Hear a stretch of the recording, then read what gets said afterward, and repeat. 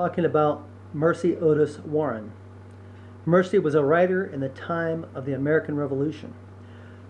She wrote books that were especially powerful in the 1700s, the mid to late 1700s, when we didn't have TV, when we didn't have radio. Warren's success in writing was particularly astounding when you consider the culture that Warren lived in. She lived in a culture when women generally did not get involved in politics. They didn't get involved in public service or public life. They were set to have a very important role, that of being in the home, raising the family. Critical role, but not a public role in that culture. So it's just amazing that she was able to have such an influence during this time. She was a satirical writer. She wrote poetry, plays, poems, some books. Her brother was James Warren. James was president of the Massachusetts Provincial Congress. James also was a key individual that drew her into the desire for independence and the desire to be involved in the revolution in this way. James in 1769 was badly beaten by revenue officers, and of course that left a real bitter, real bad taste in Mercy's mouth for the British, and she just did not, she despised the British at that point, wanting to see them now out of the country. Because of her brother's connections, Mercy had opened her home to allow meetings for the Provincial Congress, and due to that, she ended up having face-to-face meetings with many of the different revolutionary patriots.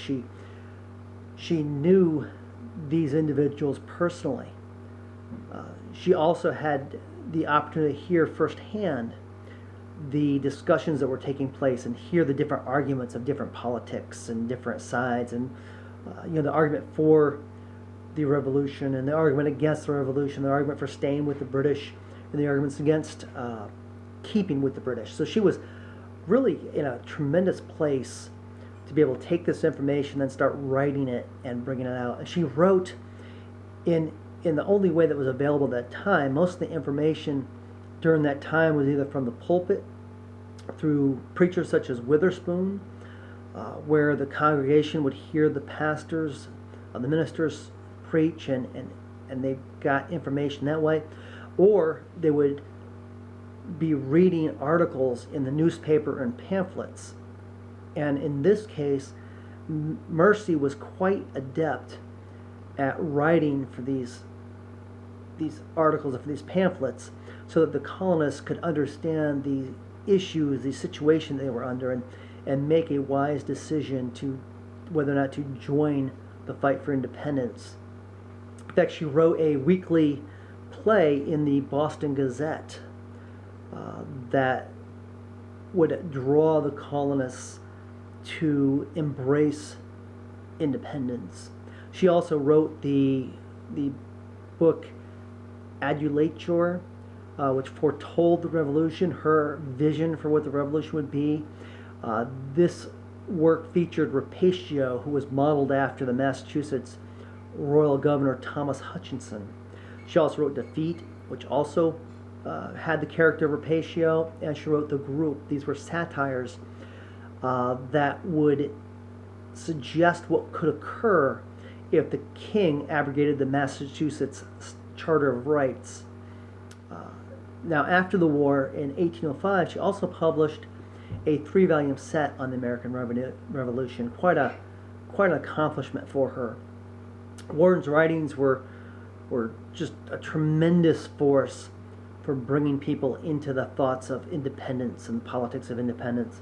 She was also very talented, and therefore was a forerunner for women to use their talents and be seen as not just great homemakers and great caretakers of their families, but could be seen as intellectuals, could be seen as articulate.